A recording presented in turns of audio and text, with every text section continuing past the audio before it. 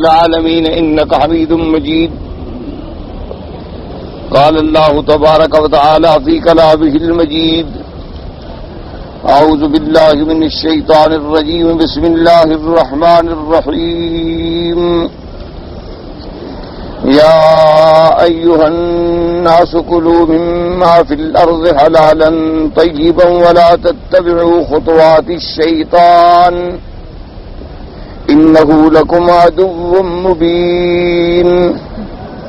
إنما يأمركم بالسوء والفحشاء وأن تقولوا على الله ما لا تعلمون. وقوله تبارك وتعالى: إنه لكم عدو مبين.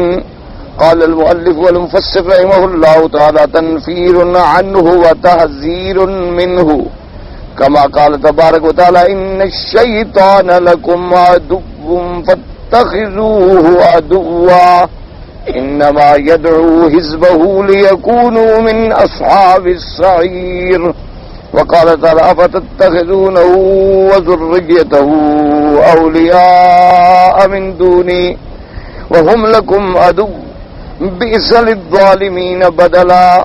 اللہ تبارک و تعالی نے قرآن مقدس میں ارشاد فرمایا ان آیات مبارکہ میں کہ اے لوگوں، جو زمین میں ہم نے آپ کے لیے حلال چیزیں اور پاکیزہ چیزیں پیدا فرمائی ہیں ان کو آپ کھائیں برتیں، لیکن ایک چیز کا احتیاط رکھیں کہ خطوات شیطان کے طریقوں کی اور ان کے وساوس کی پیروی نہ کریں. اور پھر ایک بات یہ بھی فرمائی کہ شیطان تمہارا کھلا دشمن ہے.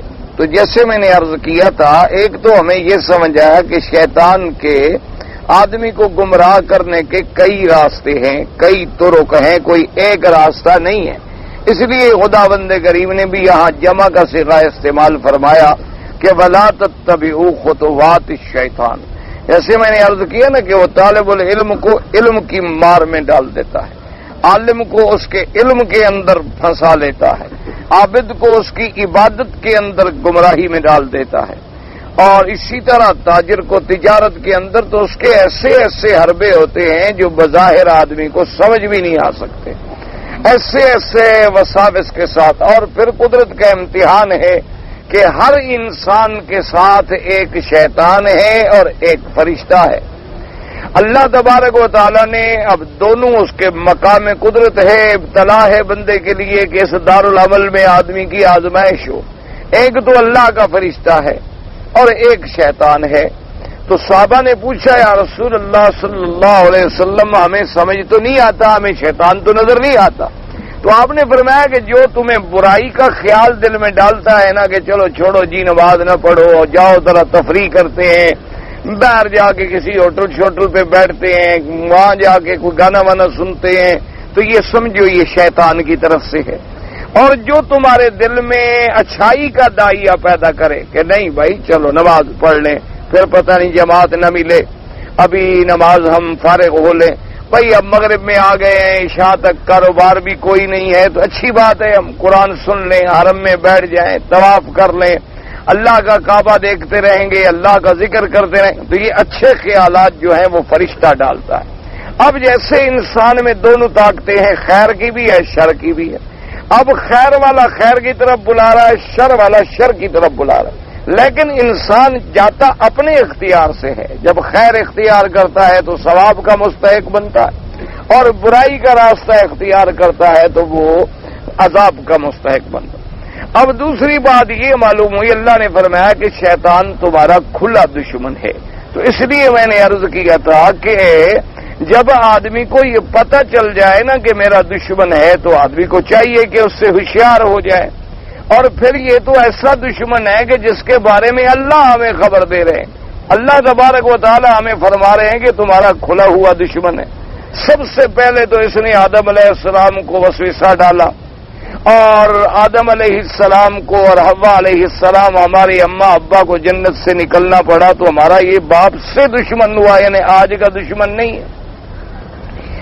اور اس کے بعد پھر اس نے حضرت آدم علیہ السلام کی اولاد میں آج تک اور قیامت تک وساوس ڈالنے. تو اس لیے فرمایا یہ تمہارا کھلا دشمن ہے، اس کھلے دشمن سے تم احتراز کرو اور اس سے بچو۔ اچھا، اب یہ بڑی یعنی دیکھیں عجیب بات ہے کہ دشمنی اس کی کھلی ہے لیکن خود نظر نہیں آتا۔ یہ بات سمجھیں، یعنی شیطان کی عداوت جو ہے وہ تو بڑی واضح ہے کہ ہمارا دشمن ہے، ہر کلمے پڑھنے والے کا، ہر مسلمان کا دشمن ہے اور مسلمانوں کو گمراہی میں ڈالتا رہتا ہے، لیکن نظر نہیں آتا۔ ہم جنات کو، شیاطین کو دیکھ نہیں سکتے کیونکہ اللہ تبارک و تعالیٰ نے ایک ایسا پردہ ڈال دیا ہے کہ انہ یراکم ھو وقبیلہ من حیث لا ترونہم، یعنی وہ تو تمہیں دیکھ سکتا ہے لیکن تم اسے نہیں دیکھ سکتے ہو۔ اور اس میں ایک بات یاد رکھیں، اگر شیطان اپنی حالت کو بدل لے، یعنی انسان کی حالت میں آ جائے یا جنات کی حالت میں، یعنی وہ سانپ بن گیا، بچھو بن گیا، کوئی بکری بن گیا، گائے بن گیا، جانور بن گیا، تو اس حالت میں تو وہ ہمیں نظر آتا ہے، یعنی وہ جو اس کی اپنی اصلی حالت ہے اس میں ہمیں نظر نہیں آتا۔ جیسے کہ قرآن شریف میں موجود ہے کہ یوم بدر کے موقع پر شیطان جو ہے ایک بڑے قبیلے کے سردار کی شکل میں ابو جہل لعنت اللہ علیہ کے پاس آیا اور کہنے لگا کہ بالکل تم لوگ پکے ہو جاؤ اور میں بھی اپنے قبیلے کی پوری طاقت کے ساتھ تمہارے ساتھ ہوں اور ایک ہی دفعہ بس مسلمانوں کو اور اسلام کو ختم کر دو۔ تو ابو جہل بڑا خوش ہو گیا کہ چلو بھی اتنا بڑا دور کا قبیلہ تھا اور بڑے طاقتور لوگ تھے، یہ بھی ہمارے ساتھ مل گئے۔ تو اب وہ جا رہا ہے سواری پہ اور ابو جہل مطمئن ہے۔ جب میدان بدر میں پہنچ گئے تو وہاں پر اللہ تبارک و تعالی نے اپنے پاک نبی صلی اللہ علیہ وسلم کی نصرت کے لیے فرشتوں کو اتارا تھا اور جبریل علیہ السلام کو اتارا تھا۔ تو اب جن نے تو دیکھ لیا، شیطان نے تو دیکھ لیا، ابو جہل تو نہیں دیکھ سکتا تھا نا، تو اب وہ ہٹنے لگا تو نقص علی عاقبیہ، یعنی الٹے پاؤں ہٹنے لگا۔ تو ابو جہل نے کہا بھی اب کیا کرتے ہو؟ قال انی ارى ما لا ترون، اس نے کہا جو میں دیکھ رہا ہوں وہ تم نہیں دیکھ سکتے، جو چیزیں مجھے نظر آ رہی ہیں نا وہ تمہیں نظر نہیں آ سکتی۔ ہم بندوق سے لڑ سکتے ہو، بندوق سے مقابلہ ہو سکتا ہے، فرشتوں سے کیا مقابلہ ہو سکتا ہے؟ پھر اللہ کا تو ایک ہی فرشتہ کافی ہے ساری مخلوقات کے لیے۔ یہ تو عظمت محمد مصطفیٰ ہے صلی اللہ علیہ وسلم کے اللہ نے اتنے فرشتے اتار دیے، ورنہ تو ایک فرشتہ کافی ہے، یعنی کوئی ضرورت نہیں اللہ تبارک و تعالیٰ کو کہ کسی قوم کی ہلاکت کے لیے وہ جناب فرشتے اتاریں اور 500,000 فرشتہ اترے۔ یہ تو جنگ خندق کے موقع پر اور جنگ بدر کے موقع پر جو جماعتیں اتری ہیں فرشتوں کی، یہ عظمت رسول کا اظہار تھا کہ میرا مدنی تیرا چونکہ شان اتنا بلند ہے تو ہم تیری نصرت کے لیے اتنے فرشتے اتار رہے ہیں، ورنہ تو جبریل علیہ السلام نے ایک آواز نکالی اور پوری قوم کی قوم ختم ہو گئی۔ ایک فرشتہ جو ہے اپنے ایک پر اس دنیا کو اٹھا کے الٹ سکتا ہے، تو اس لیے یہ تو حضور صلی اللہ علیہ وسلم کی شان تھی۔ تو اس لیے علماء نے فرمایا کہ اب دیکھو شیطان تمہیں دیکھ سکتا ہے، تم اس کو نہیں دیکھ سکتے ہو، تو ایسا دشمن بڑا خطرناک ہوتا ہے جو ہمیں نظر نہ آئے۔ تو اس سے بچنے کا کیا علاج ہے؟ اعوذ باللہ من الشیطان الرجیم، کہ تم اللہ کی پناہ پکڑو، اللہ کی پناہ میں آ جاؤ، حصن میں آ جاؤ، امان میں آ جاؤ۔ اب اس کی ذات اتنی بڑی ہے کہ جس کو کوئی بھی نہیں دیکھ سکتا اور وہ سب کا خالق ہے۔ جب تم اللہ کی پناہ میں آؤ گے تب ہی شیطان کے فتنے سے بچ سکتے ہو۔ تم اپنی قوت سے، اپنی طاقت سے کہو کہ میں مولوی ہوں اور مولوی کا بیٹا ہوں اس لیے بچ جاؤں گا، سوال پیدا نہیں ہوتا۔ اللہ کے نبیوں کے بیٹے نہ بچ سکے تو تم کون ہو؟ حضرت نوح علیہ السلام کا بیٹا غرق ہو گیا، حضرت ابراہیم علیہ السلام کے ابا جہنم میں چلے گئے، حضور صلی اللہ علیہ وسلم کے قریبی رشتہ دار ابی جہل، ابی لہب، عتبہ، عتیبہ، شیبہ، ربیعہ، ولید بن المغیرہ، کو ایک دو نہیں، یعنی بڑے بڑے صنادیدہ کفار قریش، اور جو بدر میں مارے گئے سارے حضور کے رشتہ دار ہی تو تھے، جو 70 قتل ہوا اور 70 مارا گیا، پکڑا گیا، تو وہ سب کے سب تو لہذا آدمی یہ نہیں کہہ سکتا کہ میں علم کی وجہ سے یا میں مولوی ہونے کی وجہ سے یا میں عبادت کی وجہ سے نہیں اللہ جب تک نہ بچائے کوئی اس کے فتنے سے نہیں بچ سکتا۔ اس لیے اللہ نے فرمایا کہ اس دشمن سے بچنے کی کوشش کرو، اور بچنے کا طریقہ کیا ہے کہ تم اللہ کی پناہ میں آ جاؤ، اور دوسرا طریقہ کیا ہے؟ ذکر اللہ، کہ اللہ کا ذکر کرو ہر وقت۔ کیا مانا؟ نماز بھی ذکر ہے، طواف بھی ذکر ہے، قرآن پڑھنا بھی ذکر ہے، اسی طرح لا الہ الا اللہ محمد الرسول اللہ، سبحان اللہ، الحمدللہ، اللہ اللہ اکبر، یہ سب ذکر ہیں۔ تو جب تم اللہ کا ذکر کرتے ہو تو شیطان دور ہو جاتا ہے اور تمہارا دل جو ہے وہ سیکل ہو جاتا ہے، صاف ہو جاتا ہے۔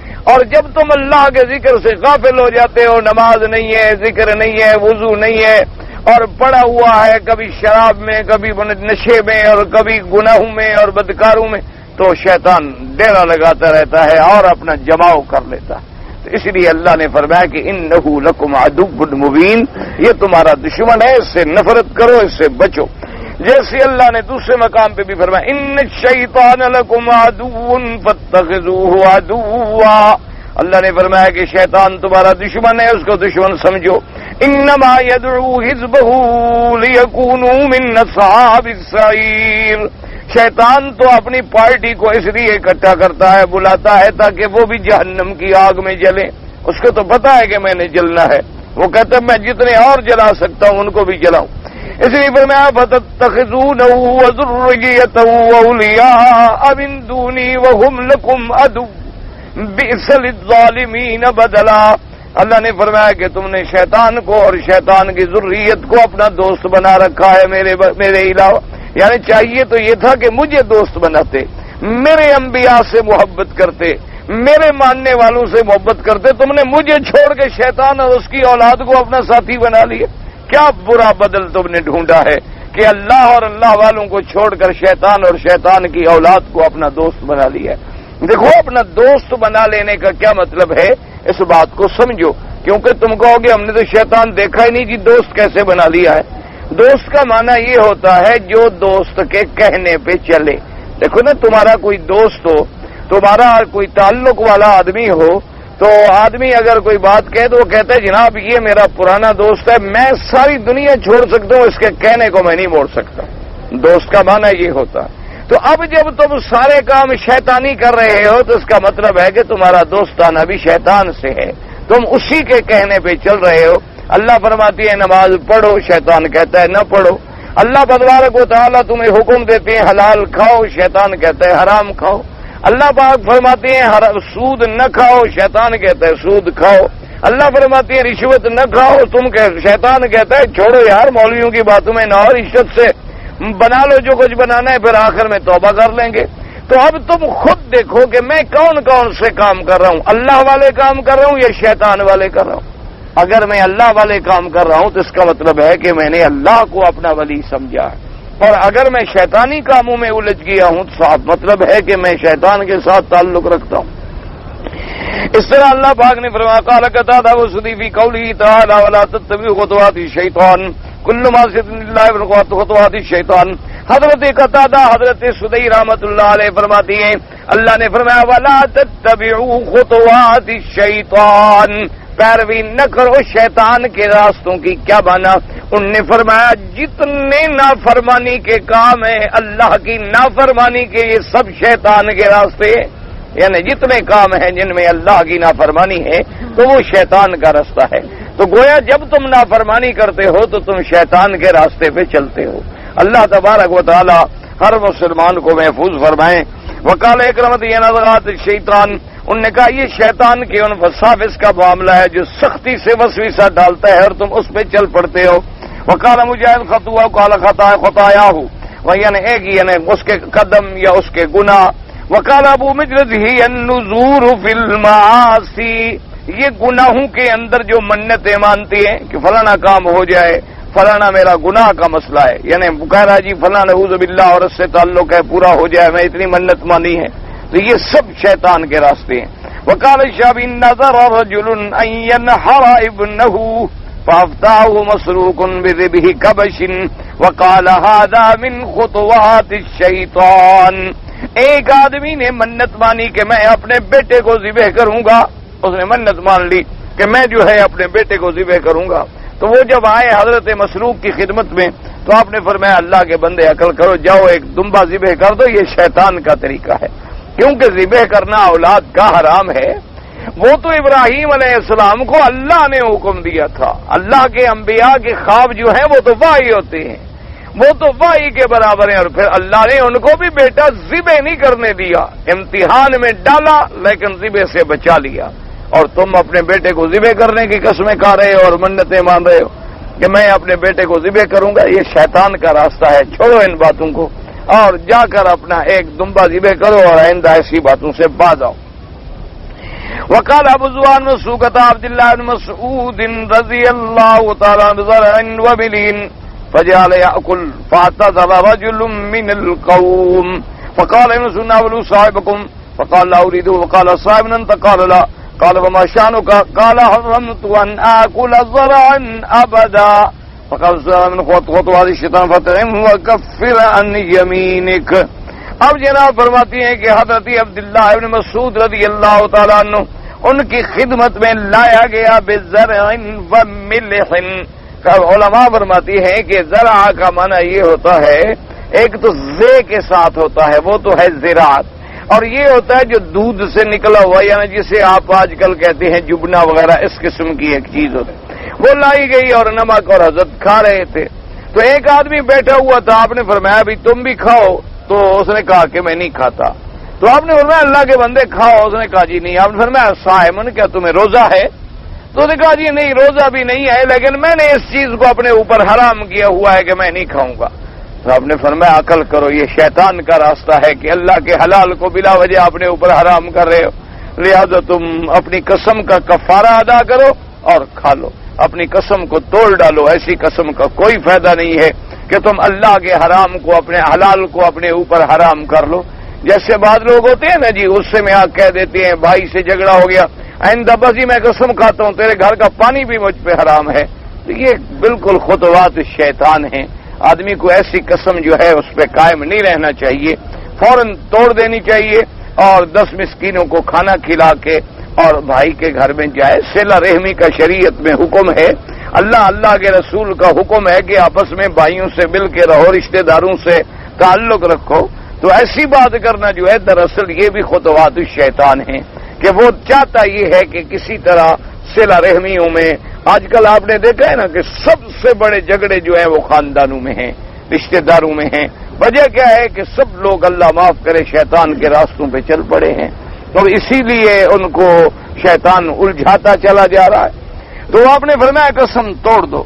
ورواه ابن ابي حاتم قال حدثنا ابي قال حدثنا سالم بن عبد الله المسيح سمع التيمي نبي رافع قال غضبت يوما على امرأتي فقالت هي يوما يهودية ويوما نصرانية وكل مملوك لها حر إن لم تطلق امرأتك. فأتيت عبد الله بن عمر فقال ما هذه مقتضى الشيطان وكذلك زينب بنت ام سلمة وهي يومئذ أفقه امرأة في المدينة. واتيت واسبن وقال ذلك وقال مثل ذلك. اب جناب فرماتے ہیں ابھی رافع قال غضبت یوما علی امراتی, مجھے ایک دن اپنی بیوی پہ بڑا سخت غصہ آیا.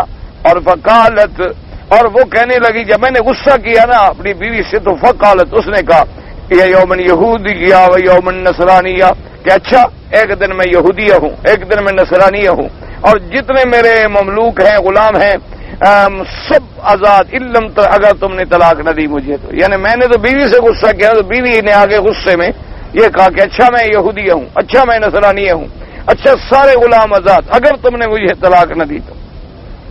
فاتیت عبداللہ ابن عمر, ان کی خدمت میں آیا, میں نے کہا حضرت یہ کیا ہو گیا, کیا ہوگا؟ آپ نے فرمایا من خطوات الشیطان, یہ شیطان کے راستے ہیں. اسی طرح میں زینب بنت ام سلمہ کے پاس آیا, وہی یومئذ افقہ امراۃ فی المدینہ, یہ مدینہ منورہ میں بڑی فقیہ عورت تھی, یعنی دین کو سمجھنے والی. ان نے بھی کہا کہ ٹھیک خطوات الشیطان ہے, اس سے کچھ ہوتا نہیں ہے. اسی طرح میں عاصم کے پاس آیا اور ابن عمر کے پاس آیا, فقال مثل ذلك, تو ان نے بھی اسی طرح مجھے کہا. تو اس لیے یعنی آدمی غصے میں آ کر جب ایسی باتیں کرتا ہے, یہ دیکھو عورت کہہ رہی ہے کہ تم نے اگر طلاق نہ دی, طلاق مرد کا حق ہے عورت کا حق نہیں ہے, ورنہ مرد کے معاملے میں یہ مسئلہ بڑا نازک ہے اور اس سے کوشش کیا کرو طلاق کے لفظ سے بچنے کی. یہ لفظ بڑا اللہ کو ناپسند ہے. یعنی حلال ہے لیکن اللہ کو ناپسند ہے۔ حلال تو اس لیے ہے کہ کبھی کبھی ایسے حالات ہو جاتے ہیں کہ طلاق کے علاوہ راستہ نہیں ہوتا، تو اللہ نے ایک راستہ تو رکھا ہے لیکن اللہ کو یہ ناپسند ہے۔ اور حضور صلی اللہ علیہ وسلم نے بھی فرما دیا کہ خبردار خیال کیا کرو، 3 چیزیں تو ایسی ہیں کہ جن کی حقیقت بھی حقیقت ہے اور مذاق بھی حقیقت ہے۔ فرمایا ثلاث جدہن جد وہزلہن جد النکاح والطلاق والعتاق، کہ نکاح، طلاق اور غلام کو آزاد کرنا۔ فرمایا یہ 3 چیزیں ایسی ہیں کہ کوئی مذاق میں بھی کہہ دے بیوی کو کہ میں نے طلاق دی، طلاق ہو جاتی۔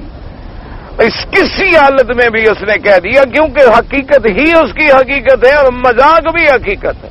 کل کو وہ کہہ کہ نہیں جی میں تو مذاق بنا رہا تھا، میں نے تو ڈرامے میں کہا تھا، میں نے کوئی حقیقت میں طلاق تھوڑی دی تھی جناب، میری تو نیت ہی نہیں تھی۔ اللہ فرماتی یہی باقی ڈرامے رہ گئے دنیا میں کہ تم حلال کو حرام کرتے رہو، جب چاہو تم شریعت کے الفاظوں سے کھیلتے رہو۔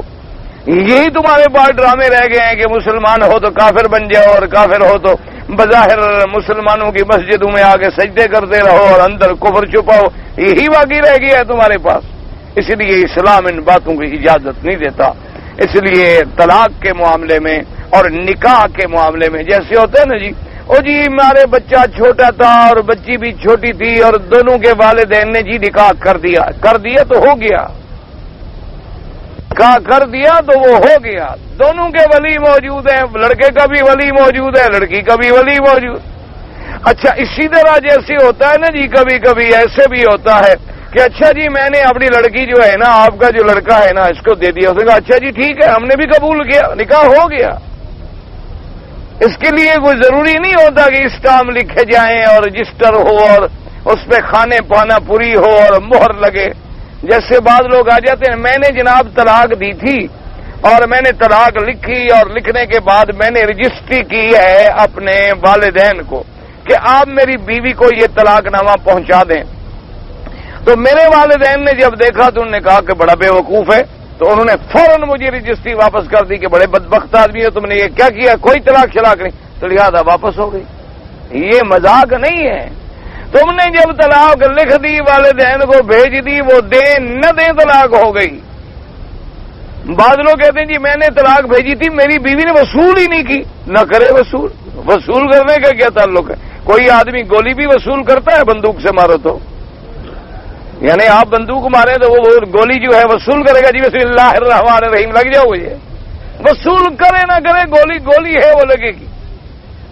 یہ کہاں لکھا ہوا ہے کہ وہ وصول کرے گی تو تب طلاق ہوگی؟ طلاق تو مرد کا حق ہے، عورت اچھا جی میں نے جب طلاق دی تو عورت تو تھی نہیں، وہ تو سن ہی نہیں تھی، اور جناب اس کو پتہ ہی نہیں تھا، نہ ہو پتہ تمہیں تو پتہ ہے نا، طلاق تو تم دے رہے ہو کہ بیوی تو نہیں دے رہی۔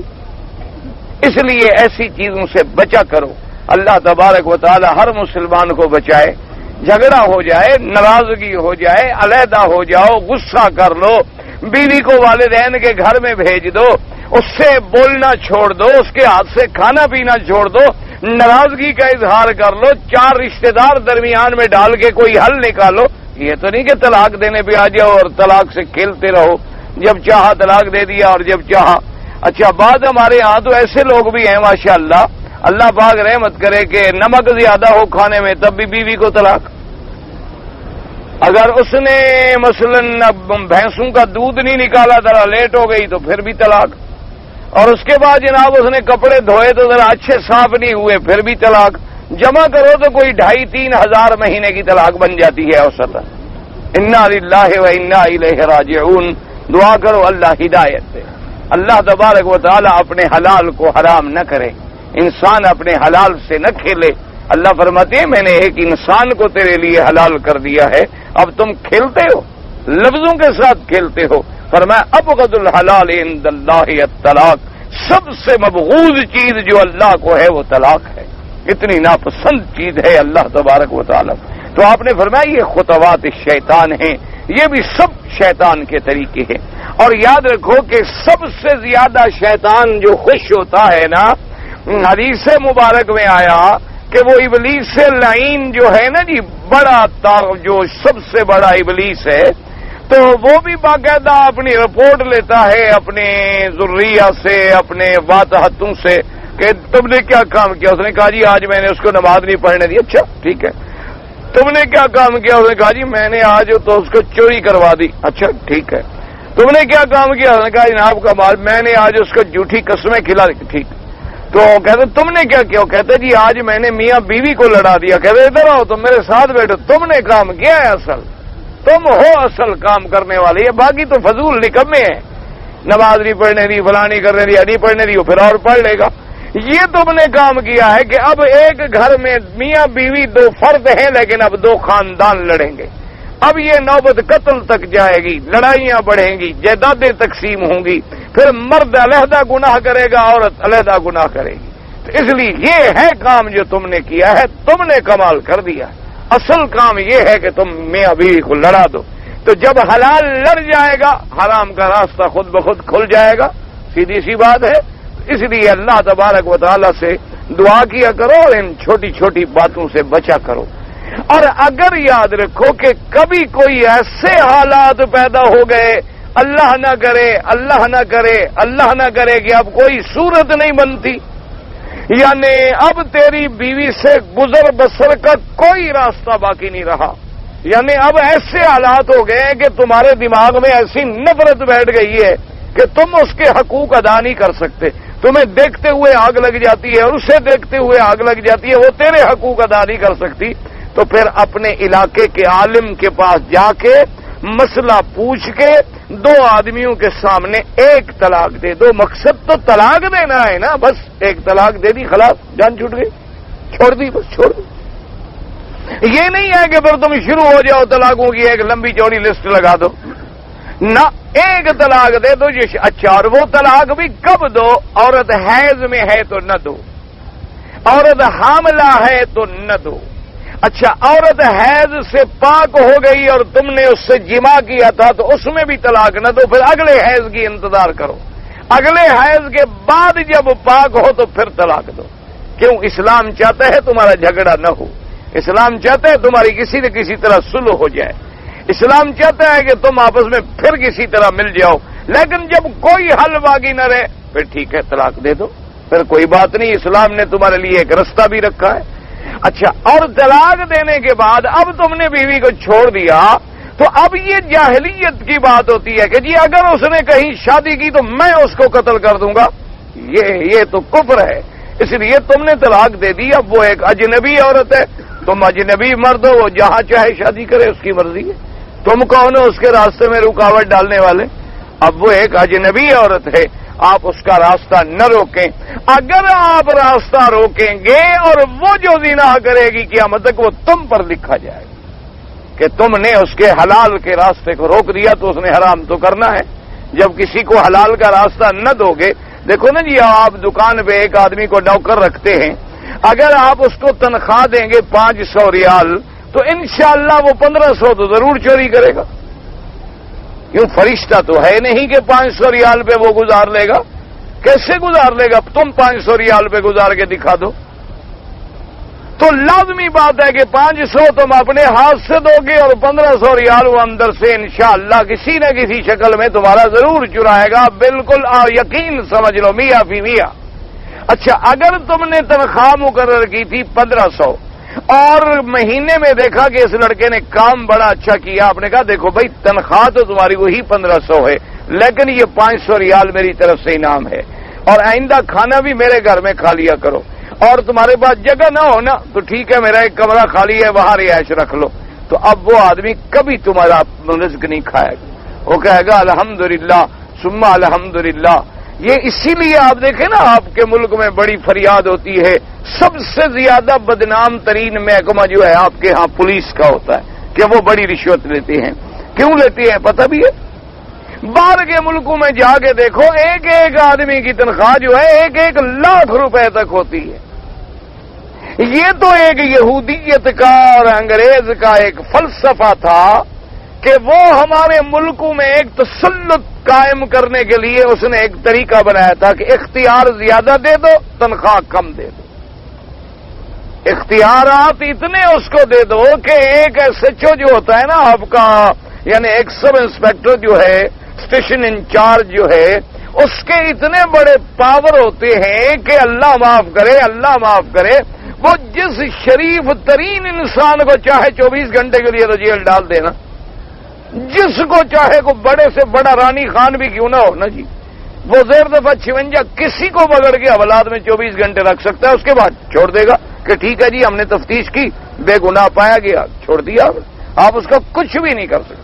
اب اختیارات اتنے ہوں اور تنخواہ کتنی ہو، 450 500، اب ہو گئی 1000 1500 2000 روپے، تو اس زمانے میں 2000 روپے سے آپ کا کیا خیال ہے؟ آپ توقع کرتے ہیں کہ وہ حلال کھائیں گے؟ کہاں سے کھائیں گے وہ حلال؟ 2500 کی تو وہ سگریٹیں پلا دیتے ہیں آنے والوں کو، 2500 روپے کی تو وہ چائے اور وپسی اور 7 اپ پلا دیتے ہیں مہمانوں کو، تو اب وہ پیسے کہاں سے بنائیں گے؟ رشوت سے۔ اس لیے ہمیشہ یاد رکھیں کہ حلال کا جب دروازہ بند کرو گے تو حرام کھلتا چلا جائے گا۔ ایک اصولی سی بات، آپ حلال کے ذرائع اتنے عام کر دیں کہ حرام خود بخود بند ہو جائے۔ حرام ایسے بند نہیں ہو سکتا تقریروں سے، حرام ایسے نہیں بند ہو سکتا۔ اب آپ لوگوں کو کہتے رہیں گے جی سود نہ کھائیں، سود نہ کھائیں، سود بڑی لعنت ہے، سود بڑا گناہ ہے، اللہ کا قہر ہے، ٹھیک ہے، لیکن اگر اسلامی بینک ہی نہ ہو دنیا میں تو آپ کیا کریں؟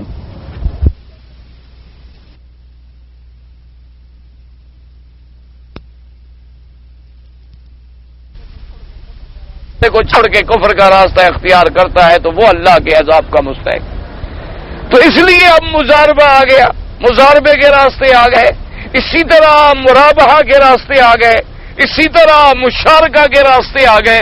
بغیر سود کے آپ بڑے سے بڑا کام کر سکتے۔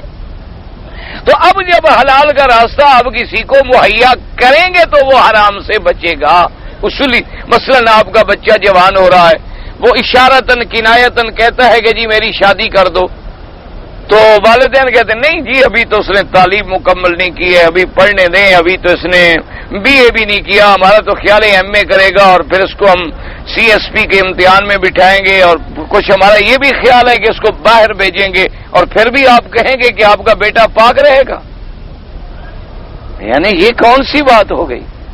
یہ تو عجیب بات ہے کہ جیسے کسی شاعر نے کہا تھا کہ کسی کو دریا میں دھکا دے کے ڈال دو اور اس کے بعد کہو خبردار دامن تربکن ہوشیار باش، خیال رکھنا تمہارا دامن بھیگ نہ جائے۔ دریا میں ڈال دیا، اس کو کہتا ہے خیال رکھنا دامن نہ بھیگ جائے۔ بھائی شادی وہ چاہتا ہے، تم نہیں کرنے دیتے، پھر ایسے ماحول میں تم نے اس کو رکھا ہوا ہے جہاں لڑکے لڑکیاں اکٹھی پڑھتی ہیں، جہاں اسکول اکٹھا ہے، کالج اکٹھا ہے، یونیورسٹی اکٹھی ہے، مخلوط تعلیم ہے، اور پھر جناب اب تو خیر ماشاءاللہ اب تو ایک جدید ترقی کا دور آ رہا ہے، 5ویں جماعت سے آپ کو باقاعدہ جنسیات بھی پڑھائی جائیں گی، اور پھر جناب جن مدارس میں باقاعدہ سالانہ فنکشن ہوتے ہیں اور بچیوں کو ڈانس پہ انعام ملتے ہیں کہ بچیاں ڈانس کریں اور جو اچھا ڈانس کرے گی اس کو ہم انعام دیں گے۔ اچھا بچیوں کو فیشن کے نام پہ، آرٹ کے نام پہ، اچھے لباس کے نام پہ انعام ملتے ہیں، اور جو زیادہ بچی اریاں ہوگی اس کو زیادہ انعام ملے گا، تاکہ آئندہ دوسری جو ہے اس کے مقابلے پہ زیادہ اریاں ہو کے آنے کی کوشش کرے۔ اور پھر آپ کہیں گے کہ گناہ نہ ہو، یہ کیسے ہو سکتا؟ آپ کی لڑکی جوان ہے، آپ کہتے نہیں جی کوئی مناسب رشتہ نہیں مل رہا اس لیے ہم مجبور ہیں۔ بھی مناسب رشتہ، کہتے جی مناسب رشتہ یہ ہے کہ کم از کم بہرحال کوئی بڑا آدمی ہو، بڑا افسر ہو، اس کا اگر تنخواہ 10,000 ہو تو کم از کم باہر کی آمدنی 1 لاکھ روپے مہینہ تو ہونی چاہیے نا، اس کے علاوہ آج کل تو گزارا نہیں ہو سکتا۔ آج کل تو جناب اپنے سٹیٹس کو مینٹین کرنا جو ہے وہ بڑا مشکل پرابلم ہو گیا ہے، اس لیے ہمیں تو ضروری ہے نا کہ کوئی کوٹھی والا، کوئی کار والا، کوئی گاڑی والا، کوئی بڑا آدمی۔ اب دیکھیں جی ہم اپنی بچی ایک عام آدمی کو پکڑ کے غریب کو دے دیں جس کی پہلے سے 500 روپے تنخواہ، اس کے گھر میں ہماری بچی کیسے رہ سکتی ہے؟ وہ 5,000 کی تو ایک دفعہ ساڑی پہنتی ہے۔ تو یہ جب ہم کریں گے تو کیا خیال ہے آپ کا گناہوں کے دروازے نہیں کھلیں گے پھر باغ بازی کے، اور یعنی حیا اور باقاعدہ آپ یہ سوچیں، مجھے ایک مسئلہ سمجھائیں کہ میرے عقیدہ تو خیر یہ ہے، آپ پتہ نہیں مجھے وہاں بھی سمجھتے ہیں، تو میرا عقیدہ تو بہرحال یہ ہے کہ حضور کی بیٹی کے مقابلے پہ ساری کائنات کی بیٹیاں بھی مقابلہ نہیں کر سکتی۔ یہ میرا ایمان ہے کہ میرے مدنی سرکار کی جو بیٹیاں ہیں، اللہ نے جو انہیں بیٹیاں عطا فرمائی ہیں، انہوں نے سب میں شان زیادہ تو بی بی فاطمہ الزہرا کی ہے، لیکن حضور کی بیٹیاں 4 ہیں۔ یہ بھی یاد رکھا کریں، یہ ملنگ کہتے ہیں ایک ہے، کیونکہ اگر 4 مانے تو پھر سیدنا عثمان کو داماد ماننا پڑتا ہے، تو ان کو گولی لگتی ہے بیچاروں کو، تو اس لیے یہ سرے سے بیٹیوں کا انکار کر دیتے ہیں، کہتے نہیں جی بیٹی ہی ایک ہے۔ تو بہرحال حضور کی 4 بیٹیاں ہیں، اور سب سے افضل سیدہ فاطمہ ہے رضی اللہ تعالی عنہا، فاطمہ الزہرا۔ تو اب ساری دنیا کی بیٹیاں جو ہیں میرے مدنی کی ایک بیٹی کے برابر ہو سکتی؟ اچھا، حضور نے جب حضرت علی کو رشتہ دیا تو کتنی جائیداد تھی حضرت علی کے پاس؟ نہ، کیا خیال ہے آپ کا؟ حضور کو یعنی اپنی بیٹی کے لیے اللہ پاک جنت سے کوئی کپڑے شپڑے بھی نہیں بھجوا سکتے تھے؟ اللہ کے خزانے میں کمی تھی؟ آخر ٹھنڈے دل سے آپ غور کریں کہ سیدنا علی رضی اللہ تعالی عنہ بیٹھے ہیں اور رو رہے ہیں، حضرت عثمان غنی رضی اللہ تعالی عنہ آئے، انہوں نے دیکھا کہ حضرت علی رو رہے ہیں، تو انہوں نے پوچھا کہ یا علی ماذا یبکی کا، کیا بات ہے، کیوں رو رہے ہو؟ تو حضرت علی پھٹ پڑے، جیسے کوئی آدمی اپنا خیر خواہ آ جائے نا تو بالکل پھر رونے پہ ضبط نہیں کر سکتا، ضبط نہ کر سکے۔ حضرت عثمان نے فرمایا اللہ کے بندے بتلاؤ تو صحیح کیا بات ہے؟ انہوں نے کہا حضور نے مجھے رشتہ دینا بی بی فاطمہ کا قبول فرما لیا ہے، اور میں نے 2 اونٹنیاں رکھی تھیں کہ ان پہ لکڑیاں لاد کے بازاروں میں بیچ کے پیسے بنا کے بی بی صاحبہ کی شادی پہ خرچ کروں گا، اور وہ اونٹنیاں ذبح کر دی ہیں سیدنا حمزہ نے، بتلاؤ میں کیا کروں؟ میرا تو اب کچھ بھی نہیں رہا، میرے پاس تو اب دھیلا بھی نہیں ہے، تو میں شادی پہ خرچ کیا کروں گا؟ میں حق المہر میں کیا دوں گا؟ بی بی فاطمہ سے شادی ہے۔ حضرت عثمان نے کہا علی کیوں گھبراتے ہو، میرا جو مال ہے وہ تیرا ہے، شادی تیری ہوگی، خرچہ عثمان کرے گا۔ یعنی آپ اندازہ کریں کہ حضرت علی تو اپنی شادی پر خرچ نہیں کر سکتے، حضرت عثمان خرچ کر رہے ہیں رضی اللہ تعالیٰ عنہ۔ حضور نے تو یہ مطالبہ نہیں کیا کہ بھائی نہیں حضرت علی تم تو خود جب تک اتنے مکان نہیں بناؤ گے، اتنی رقبہ میری بیٹی کے نام پہ نہیں لکھو گے، میں کیسے شادی کر کے دے سکتا ہوں؟ آج کل لوگ کہتے ہیں نا جناب 10 مربع حق المہر میں، ایک نکاح ایک اتفاق سے ایک دفعہ میں ایک نکاح پڑھ رہا تھا، تو جب انہوں نے مجھے کہا، پہلے میں نے کہا مجھے ذرا سمجھاؤ تو صحیح بھی کیا بات ہے، کس کا نکاح؟ ہمارے اپنے خان لوگ تھے، سردار لوگ تھے، تو انہوں نے کہا کہ چلو اپنا مولوی آیا ہے تو اسی سے نکاح پڑھوائیں۔ خیر جناب میں نے پوچھا بھی بتاؤ کیا کرنے لگا؟ جی 2 لاکھ روپے نقد، اور ایک فلاں شہر میں جو کوٹھی ہے اس کا آدھا حصہ، اس کوٹھی کا بھی مجھے اندازہ تھا کہ 50-60 لاکھ کی تو وہ کوٹھی بھی ہے، تو 30 لاکھ کی ہو گئی، اور 5 مربع زمین،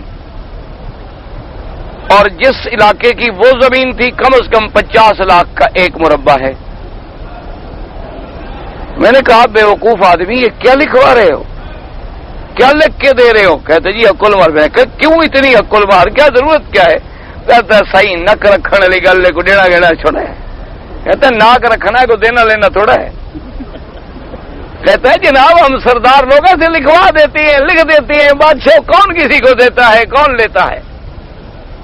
وہ لڑکی والے بھی خان ہیں، بڑے لوگ ہیں، وہ ہماری زمین کے بھوکے ہیں۔ یہ تو ایسے ہوتا ہے جی کہ بس اب یہ تو نہ کہیں نا لوگ کہ فلاں خان صاحب کی لڑکی کی شادی تھی اور حق المہر تھی وہاں 5000 روپے، یہ تو ہماری بے عزتی ہے۔ میں نے کہا یار یہ جھوٹ بولنا ہے تو پھر اور مولوی ڈھونڈو، میں تو نکاح نہیں پڑھتا۔ جی کیا مطلب؟ میں نے کہا جب تم لکھ رہے ہو اور دینا نہیں ہے تو تمہارے جھوٹ میں میں بھی تو شریک ہو گیا نا، اور مولوی یہاں مر گئے ہیں ماشاءاللہ، 5 روپے سے لے کے 5000 تک بکنے والا مولوی موجود ہے، ہر ریٹ کا مولوی موجود ہے، فرق اتنا ہے کسی کا تھوڑا ریٹ ہے، کسی کا زیادہ ریٹ ہے، کسی کا کچھ اونچا ہے، کسی کا کچھ زیادہ اونچا ہے، ورنہ مارکیٹ میں مال موجود ہے۔ اور میں ویسے بھی مولوی نہیں، طالب العلم آدمی ہوں، ایک ادنا سا طالب ہوں، تو میں نے کہا کہ جی آپ اور مولوی سے پڑھا لیں۔ کہا کہ نہیں جی اب تو ہم نے حضرت کہہ دیا ہے لوگوں کو، اب برادری کو کہہ دیا، اب تو ہماری پھر اور ناک کٹ جائے گی۔ میں نے کہا جی کٹ جائے، تم اپنی ناک بچاتے رہو تو میری کٹ جائے، خدا مجھے کہے کہ تم مکے سے آگے جھوٹ میں کیوں شریک ہوئے؟ تمہیں جب انہوں نے بتا دیا تھا کہ یہ جھوٹ ہے، تم اللہ کے حرم سے اٹھ کے اسی لیے آئے تھے؟ تو میری ناک کٹ جائے، اپنی ناک تم بچا رہے ہو، میری ناک اتنی بے وقت ہے اور بے قدر ہے۔ کہتے جی پھر کیا کریں؟ اچھا، ان میں ایک آدمی بڑا وہ تھا تو خان، وہ بھی لیکن تھا بڑا سمجھدار۔ اس نے کہا مولوی صاحب گزارش یہ ہے کہ آپ ہمارے بزرگ بھی ہیں، بلوچ بھی ہیں، اور ہمارے بڑے آپ سے بڑا ادب بھی ہے ہمارا، تو شریعت جو ہے وہ ظاہر کو دیکھتی ہے، وہ کہہ رہا ہے، وہ قبول کر رہے ہیں، آپ کی کیا ذمہ داری ہے؟ دیں گے نہیں دیں گے، جہنم میں جائے؟ آپ مہربانی کریں، آپ نکاح تو پڑھائیں نا بھئی، یہ کہہ رہا ہے میں دوں گا، وہ کہہ رہا ہے ہمیں قبول ہے، آپ دونوں کی بات سن رہے ہیں، بات ختم ہو گئی، آپ یہ جانیں جہنم میں جائیں جنت میں جائیں۔ آپ نے شریعت کے مطابق ظاہر پہ عمل کرنا ہے، اور پھر وہ آپ لکھوا دیں اس میں کہ اتنی نقد ہوگی حق المہر، اور اتنی جو ہے معجل ہوگی، اتنی معجل ہوگی، بعد میں یہ نہیں دے گا تو جہنم اپنی خود بھگتے گا، یا پھر اس کی بیوی اس کو معاف کر دے گی، یہ جانے اس کا کام جانے۔ آپ شریعت پہ ظاہر پہ عمل کریں، ہم گواہ ہیں، آپ خطبہ پڑھیں، یہ دے رہے ہیں وہ لے رہے ہیں، تو آپ اپنی جان چھڑائیں، ہمیں کیوں اس مصیبت میں ڈالتے ہیں؟ اب ہم نے نکاح تو آپ سے پڑھانا ہے بہرحال۔ تو میں نے کہا اچھا ایسا کرو بھائی، جتنی تم نے دینی ہے نا وہ تو کم از کم دے دو، جو میں نے کہا تمہاری نیت ہو نا دینے کی معجل میں، کم از کم وہ تو دے دو۔ کہتے ٹھیک ہے جی پھر ہم 1 لاکھ دے دیتے ہیں۔ میں نے کہا دے دیتے نہیں، ابھی دے دو، یہ دے دینے والی بات مجھے نہیں، پر یہ ہمارے یہاں بالکل جھوٹ ہے۔ میں ایمان سے کہتا ہوں، آپ کعبے میں ہیں، ابھی تحقیق کریں، 90% لوگوں نے حق المہر ادا نہیں کی۔ ناراض نہ ہوں آپ، میں خدا کے کعبے میں بات کر رہا ہوں، آپ قسم کھا لیں، آپ جتنے کھڑے ہیں اس میں کتنے نے پیسے زکات دے دی ہے حق المہر؟ اللہ کے کعبے میں قسم کھا لیں اگر 90% آدمی نے بھی دی ہو۔ ایک رواج ہے بس، اور جی حق المہر بی بی فاطمہ والی لکھ دیں، بس آج تک کسی نے ادا نہیں کی۔ جو بہت زیادہ شریف آدمی ہے وہ کہتا ہے جی مجھے بیوی نے معاف کر دیا، اور بیوی نے معاف نہیں کرنا تو طلاق لینی ہے۔ بیوی نے معاف کر دیا ہے، کیسے معاف کر دیا ہے؟ تم اس کو دے دو اور پھر وہ تمہیں واپس کر دے، پھر میں مان لوں گا کہ معاف کر دیا ہے۔ یہ کیا ہے کہ بیوی سے کہا کہ معاف کرتی ہو؟ انہوں نے کہا جی کرتی ہو۔ یہ کون سی معافی ہے؟ اور بعض علماء کے نزدیک، یاد رکھو ائمہ کے نزدیک، حق المہر ادا نہ کرو تو میاں بیوی کا ملنا بھی وہ جائز نہیں سمجھتے، وہ کہتے ہیں ملنے سے پہلے ادا کرو۔ اسی لیے آپ دیکھیں عرب میں ماشاءاللہ، دعا کریں اللہ تبارک و تعالی اس حکومت کو بھی، اس ملک کو بھی قیامت تک سلامت رکھے۔ یہاں بالکل بات پکی ہو جائے گی جب دونوں خاندانوں میں، تو اب شوہر جو ہے، خامند جو ہے، اس کے رشتہ دار، وہ جو حق المہر مقرر ہوگی 10,000 ریال، 20,000 ریال، 50,000 ریال، ایک ٹرالی سجا کے اس میں، اور حلاوے شلاوے، مٹھائیاں شٹائیاں، چاکلیٹ وغیرہ، تاکہ لوگ یہ نہ سمجھے نا کہ پیسے دینے آ رہے ہیں، وہ اس میں سجا کے اس کے بعد اپنے 2 رشتہ دار بھیجیں گے، ان کے گھر جا کے کھڑی کر دیں گے، اس میں کچھ خوشبو عطر وطر رکھ دیں گے تاکہ عام لوگ وہ لوگ سمجھ جاتے ہیں کہ یہ حق المہر ہی آ رہی ہے، تو اندر رکھ دیں گے۔ وہ آپ جب 20,000 جو مقرر کیا تھا، وہ 20,000 آپ نے ان کو نکاح سے پہلے پہنچا دیا، اور پھر والدین کیا کرتے ہیں اپنی حیثیت کے مطابق کہ 20,000 ریال خامد کی طرف سے آ گیا حق المہر، اور والدین 20,000 اپنی بیٹی کو اور دے دیتے ہیں، یا کسی کو اور اللہ نے زیادہ دیا ہے، لاکھ دے دیں گے، اور پھر اس بچی کو اختیار دیں گے کہ اب اپنی مرضی سے جا کے تم اپنے گھر کا سامان خریدو، یعنی جو فلیٹ میں آپ نے سیٹنگ کرنی ہے، ڈیکوریشن کرنی ہے، کپڑے لینے ہیں، تم اپنی مرضی سے بناؤ، اپنی مرضی سے خریدو، تاکہ بچی آزاد۔ یہ بات ان کے اندر بہت اچھی ہے۔ اللہ تبارک و تعالی انہیں اور زیادہ سے زیادہ اتباع سنت کی توفیق عطا فرمائے، اور اللہ ہمیں بھی سنت پہ چلنے کی توفیق عطا فرمائے کہ ہم لوگ بھی سنت پہ عمل کر سکیں۔ ہمارے ہاں یہ جو جہیز ہے یہ بھی لعنت ہے اور اسلام کے خلاف ہے، اس کا اسلام کے اندر کوئی حکم نہیں۔ اور اسی طرح ہمارے ہاں جو یہ افراح گھر ہیں یا یہاں ہیں جن میں اللہ کی رزق کی نہ قدری ہوتی ہے، یہ 200 آدمی کی دعوت ہے اور کھانا 500 آدمی کا پکا ہوا ہے، یہ سب اللہ کے عذاب کو دعوت دینے والی باتیں ہیں۔ اللہ تبارک و تعالی ہر فتنے سے محفوظ فرمائے۔ کوشش یہ کیا کریں کہ کھانے پہ 2 لاکھ خرچ کرنا ہے، 20,000 خرچ کر دو، 1,80,000 مجاہدین کشمیر کو بھیج دو، بوسنیا والوں کو بھیج دو، فلسطین والوں کو بھیج دو، مسجد بنوا دو، مدرسہ بنا دو، قیامت تک تیرے بچیوں کے لیے دعا ہوتی رہے، قیامت تک دولہا دلہن کے لیے دعا ہوتی رہے اور ان کی ایک یادگار بھی قائم ہو جائے۔ یہ ضروری نہیں جی، وہ وہی آ جاتی جی، ناک رکھنا ہے، اور ناک ایسا رکھتے ہیں کہ ایک دن شادی ہوتی ہے، سارا سال جوتیاں چٹکھاتا پھرتا ہے، قرضے مانگتا پھرتا ہے۔ یہ ناک رکھی ہے اس نے، اور ناک کو تو تم نے مٹی میں خود ملا دیا ہے۔ تم شریعت میں چلتے تو کیوں قرضے مانگتے؟ بالکل آرام سے شادی کرو، 2 دمبے ذبح کرو، دعوت کھلاؤ، السلام علیکم، ہو گئی شادی۔ حضور صلی اللہ علیہ وسلم کی سنت آپ نے دیکھا نہیں؟ آپ کی جو شادی ہوئی نا ایک دن، آپ نے تمام صحابہ جو نماز والے تھے نا، ان کو فرمایا کہ بھی کل ظہر کے بعد کا کھانا اکٹھے کھائیں گے، کل ظہر کے بعد تمہاری دعوت۔ صحابہ نے کہا کہ ٹھیک ہے جی، دعوت ہو گئی۔ آپ نے فرمایا تمہارے گھر میں جو پکا ہوا وہ بھی لے آنا۔ دعوت دیکھیں، یوں دعوت تھی۔ الحمدللہ میرے والد صاحب نے میری شادی اسی طرح کی، سارے ہمسایوں سے کہا کہ جو کل پکا ہو لے آنا، یہیں بیٹھ کے کھائیں گے، مکی صاحب کی شادی ہے، بس ہو گئی شادی۔ کہہ دینا تو آسان ہے نا، کر کے دکھاؤ پتہ لگے نا۔ یہاں تو بڑا حدیث کا دعویٰ تو بڑا کرتے ہیں، سمجھتے یہی ہیں کہ فتنے کرو۔ اللہ کے بندے حدیث پہ عمل کرو، یہ نہیں کہ بس اپنے عقل سے سمجھو گے تو انجام یہی ہوگا۔ جب تک کسی استاد کے دروازے پہ نہیں آؤ گے، نہ قرآن سمجھ آئے گا نہ حدیث سمجھ آئے گا۔ لکھ لو اور لکھ کے پرچی سینے پہ لٹکا کے رکھ لو،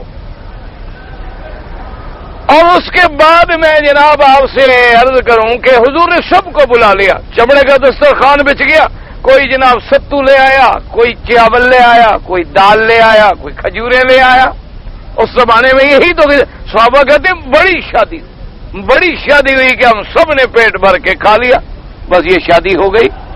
اگر ویسے تو ہم سب دعویٰ کرتے ہیں نا حضور آپ کے نام سے بھی ہمیں پیار ہے کہ نام لے کے ہم چوم لیتے ہیں، لیکن کبھی حضور کی سنت پہ بھی عمل کیا ہے؟ کبھی حضور کی شادی جیسی شادی بھی کی ہے؟ کبھی حضور صلی اللہ علیہ وسلم کی بیٹیوں کی شادی جیسی شادی بھی کی ہے؟ ذرا دیکھو تو صحیح حضور کے گھر سے بی بی فاطمہ کیا لے کے گئی ہیں، ذرا غور تو کرو۔ یہ حدیثیں نہیں پڑھی عاشقوں نے، یہی حدیثیں پڑھی ہیں 11ویں کا دودھ اور حلوہ شریف۔ حدیثیں نہیں پڑھی ہیں کہ بی بی فاطمہ چکی بھی پیستی تھی، یہ حدیثیں نہیں پڑھی ہیں کہ بی بی فاطمہ مشکیزہ کندھے پہ لاتی تھی پانی کا بھر کے، یہاں پورے داغ ہو گئے۔ حضور سے غلام مانگا کہ ایک نکرانی تو مجھے دے دو، حضور مہربانی کریں۔ آپ نے فرمایا دیکھو بی بی تم ایسا کیا کرو، ہر نماز کے بعد سبحان اللہ 33 بار، الحمدللہ 33 بار، اللہ اکبر 34 بار پڑھا کرو۔ یعنی گئی خدمت کے لیے حضور نے ایک اور وظیفہ بتلا دیا کہ تم اور محنت کرو، تم اور اللہ تبارک و تعالیٰ کے جنت میں اپنے درخت لگاؤ۔ دنیا کی نکرانی ہوئی کیا ضرورت ہے؟ اللہ تمہیں جنت میں سردار بنائیں گے اور سب دنیا تیری نوکر ہوگی، تم یہاں محنت کرو اپنی جنت کے لیے۔ یہ سنت عاشقوں کو یاد نہیں ہے، صرف جھنڈیاں لگانے والی سنت یاد ہے۔ یہ سنت حضور کو یاد نہیں ہے کہ بی بی حضرت زید نے طلاق دی اور حضور نے شادی کر دی۔ تم نے کتنے طلاق والوں کو گھر بٹھایا ہے؟ سنت یاد نہیں ہے کہ حضور نے بی بی خدیجہ سے شادی کی، اس کی عمر 40 سال تھی اور حضور کی 25 سال۔ یہ 15 سال کی کنواریاں تو سارے بوڑھے ڈھونڈتے پھر رہے ہو، اس سنت پہ عمل کیوں نہیں کیا؟ ہو جی ہم بڑے عاشق ہیں، ہم جناب حدیث پہ عمل شریف کر رہے ہیں، اور سبحان اللہ جناب ہم نے تو جناب یہ عمل کیا ہو رہا ہے نماز میں، بس کہ بھئی ہم نے کھڑا کیسے ہونا ہے، سیدھا ہونا ہے، ہاتھ کہاں باندھنے ہیں، بس حدیث کا باقی مقام یہی رہ گیا۔ اور شادی گھروں میں جاؤ تو لاکھ لاکھ ریال کے ٹھیکے دے کے انہوں نے اللہ کی نعمتوں کو ضائع کیا ہوا ہے، اور حقے اتنے بڑے ہوتے ہیں معلوم ہوتا ہے مسجد کے مینارے رکھے ہوئے، وہاں یہ سب بیٹھے ہوئے ہوتے ہیں ماشاء اللہ سبحان اللہ، کیا جی خوشی کا دن ہے جی، لڑکے بڑکے ہیں جی، تاش واش کھیل رہے ہیں۔ ویسے حضرت ہم نے منع بڑا کیا ہے، دعا کریں دعا، وہ بھائی وہاں تو بڑا عمل کرنا کہاں چلا جاتا ہے؟ بڑے بڑے داڑھی والوں کو میں نے دعوتیں کھائی ہیں دیکھی ہیں۔ اللہ تبارک و تعالیٰ بس صرف زبانی کلامی دعوے ہیں، دعا کرو اللہ ہمیں سچے معنوں میں محمد بدنی کا غلام بنا اور حضور کے راستے پہ چلنے والا بنا دے۔ اور اس کے بعد جناب فرماتے ہیں وقال عبد بن حمید حدثنا ابو نعيم بن شريك عبد الكريم بن كمان بن باز قال ما كان من يمين او نذر في غضب فهو من خطوات الشيطان وكفارته كفارة يمين. حضرت ابن عباس رضی اللہ تعالیٰ عنہ فرماتے تھے کہ اگر کوئی آدمی غصے میں آ کے قسم کھا لیتا ہے یا منت مان لیتا ہے غصے میں، فرمایا یہ بھی شیطان دھوکے میں ڈالتا ہے، لہذا اس کا علاج یہ ہے کہ وہ کفارہ ادا کر دے. اور کفارہ کیا ہے کہ 10 مسکینوں کو کھانا کھلائے. وقال تبارک و تعالی انما یامرکم بالسوء والفحشاء وان تقولوا علی اللہ ما لا تعلمون. اللہ نے فرمایا یہ بدبخت شیطان تمہیں حکم کیا کرتا ہے، انما یامرکم عدوکم الشیطان بالافعال السیئہ، یہ جب بھی تمہیں حکم کرے گا برے افعال کا حکم کرے گا. وَأَغْلَظَ مِنْهَا الْفَاحِشَةُ كَالزِّنَا، یہ جب بھی تمہیں حکم دے گا تو زنا کا حکم دے گا، گناہ کا حکم دے گا، برائی کا حکم دے گا، وسوسہ ڈالے گا. وَأَغْلَظُ مِنْ ذَلِكَ وَهُوَ الْقَوْلُ عَلَى اللَّهِ بِلَا عِلْمٍ، اور سب سے بڑا گناہ یہ ہے کہ یہ تمہیں ایسی باتوں میں ڈالے گا کہ جی اللہ نے یہ کہا ہے، کرے گا خود، لیکن جب کہو گے ایسا کیوں کر دے، اور جی اللہ رسول کا حکم ہے، بھئی کہاں لکھا ہے، اور جی بزرگوں نے کہا ہے اللہ رسول، اور جی کس بزرگ نے کہا، بس جی بزرگوں نے کہا ہے حضرت، بزرگوں نے کہا، بزرگ ایسا جھوٹ تو نہیں بولتے نا، اور بھی کون سے بزرگوں نے کہا، بس جناب بزرگوں نے کہا ہے. تو یہ بھی اللہ پہ جھوٹ بولنا ہے، یہ بھی شیطانی وساوس ہے. اور فرمایا فَيَدْخُلُ فِي هَذَا كُلُّ كَافِرٍ وَكُلُّ مُبْتَدِعٍ أَيْضًا. مفسر فرماتا ہے کہ ہر کافر اور ہر بدعتی اس قول میں داخل ہے کہ وہ اللہ پہ جھوٹی باتیں بناتا ہے. کہ بدعت کا معنی کیا ہوتا ہے کہ قرآن میں بھی نہیں ہے، حدیث میں بھی نہیں ہے، ایک نئی چیز گھڑی ہے اور کہتا ہے جی بڑا ثواب ہوگا، جی بڑا اچھا کام ہے، بڑا اچھا کام ہے، جی نیکی کا کام ہے. یہ کہنا جو ہے یہ بھی اللہ پہ جھوٹ بولنا ہے. کیوں؟ اگر یہ کام ہوتا اللہ قرآن میں بیان فرماتے، یہ حضور پاک صلی اللہ علیہ وسلم کی زبان پہ بیان فرماتے. اللہ سے دعا کریں اللہ ہمیں شرک سے، کفر سے، بدعات سے بچائے. اللہ تبارک و تعالی ہمیں اتباع سنت کی توفیق دے.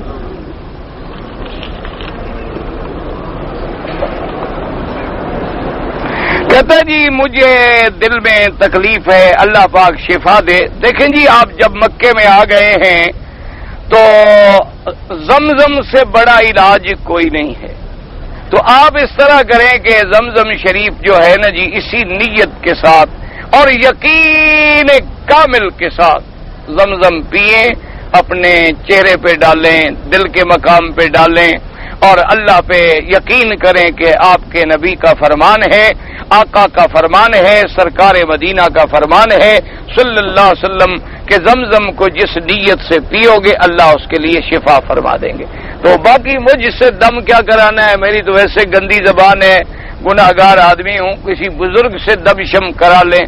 میں تو خود آپ کے دم کا محتاج ہوں کہ آپ میرے لیے دعا کریں اللہ مجھے ہدایت دے.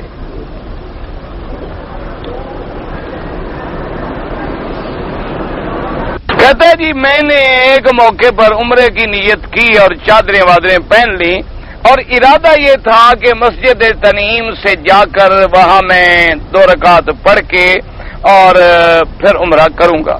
لیکن میرا ایک دوست آ گیا، اس نے کہا ابھی آج نہ کرو اور کل تنعیم جائیں گے اور عمرہ کریں گے. تو میں نے احرام کھول دیا. تو میرے بھائی چادریں باندھنے کا نام احرام نہیں ہے. اگر تمہاری نیت ہو چکی ہوتی تو پھر تم مسجد تنعیم جانے کی کیا ضرورت تھی؟ تو جب تم نے وہاں جانے کا ارادہ کیا مانا ابھی نیت نہیں کی تھی، ابھی تم نے صرف چادریں باندھی تھی. نیت تمہاری تب ہوتی جب تم وہاں جاتے اور 2 رکعت پڑھتے، لبیک پڑھتے، پھر نیت ہوتی، پھر تو آپ احرام نہیں کھول سکتے تھے. ابھی آپ نے جو کھولا ہے، مجھے تو چادریں باندھی اور کھول دی، کوئی فرق نہیں پڑتا ہے.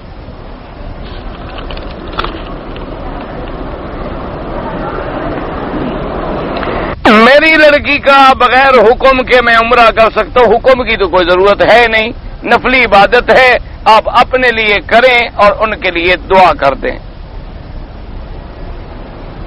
میں نے نماز جماعت میں پڑھا، پہلی 2 رکعت پہ جب تشہد میں بیٹھے تو میں درود بھی پڑھ گیا امام کے پیچھے، کوئی بات نہیں.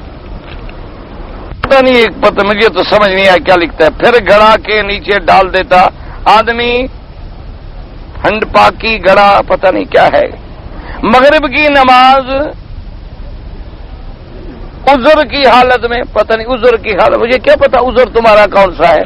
اور عذر بھی تم نے الف سے لکھا ہوگا بھی ایسا کوئی عذر ورنہ عذر تو عین سے ہوتا ہے الف سے ہوتا نہیں. اب الف والا جو عذر ہے یا تو تم مجھے ملو اور بتاؤ گے وہ کون سا ایسا عذر ہے. میں حرام شریف کے اندر ہر وقت جنجا کیا پتہ نہیں جنازہ اچھا جنازہ کی نماز پڑھا کرو کیوں نہ پڑھو. یہ وہ بتوں کے نام پہ جو جانور چھوڑے جاتے تھے کان کاٹ دیا یہ کر دیا اس کہتے تھے سوائے بن سیب الاسنام یعنی جو بتوں کے نام پر چھوڑے جانے والے جانور. ویسے قرآن پاک میں بھی ایک آیت مبارک میں ذکر موجود ہے. فدری جو شخص غیر ممالک سے پارسل کرتے ہیں دلال کے بارے میں پارسل کرتے ہیں یعنی بندہ پارسل کرتے ہیں یہ تو حرام ہے ناجائز ہے گناہ ہے.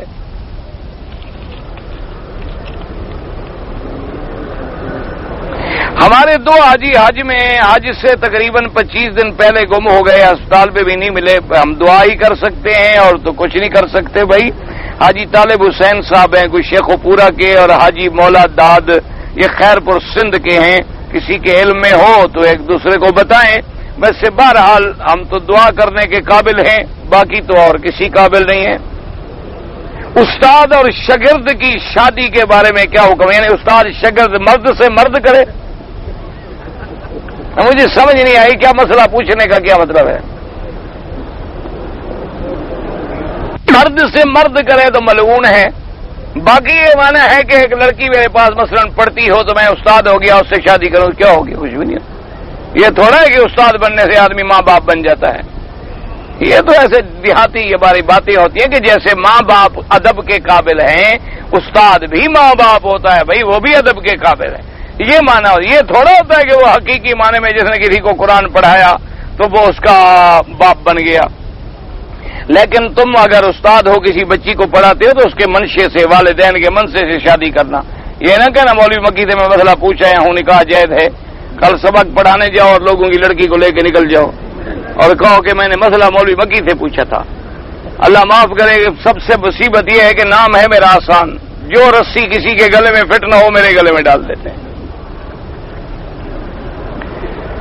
کہتا ہے جی کہ امام ابو حنیفہ رحمۃ اللہ علیہ اور باقی اماموں سب کو ایک وقت میں سب کے قول کو ماننا تو اس کا مطلب ہے تم تو ان سب سے بڑے ہوئے کہ سب کے قول کو سمجھ لیا پھر تمہیں کسی کے قول پہ چلنے کی ضرورت ہی نہیں. جب تمہارا علم ائمہ سے بھی زیادہ ہے تو پھر تو تم خود مجتہد ہو تمہیں کیا ضرورت ہے کسی کے قول پہ چلنے کی.